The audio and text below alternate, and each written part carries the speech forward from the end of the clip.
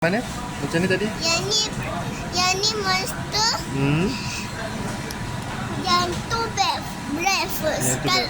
Dekat perut ni ada orang kuat. Lepas tu dia tumbuk yang jahat, yang candy tu. Ditumbuk macam mana? Macam ni. Lepas tu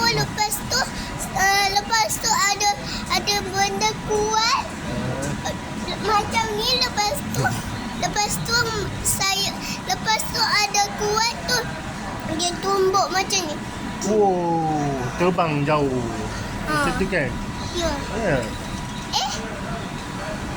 Comelnya. Comel ni kipas tu. Cinon ni. Apa ni? Secok ni.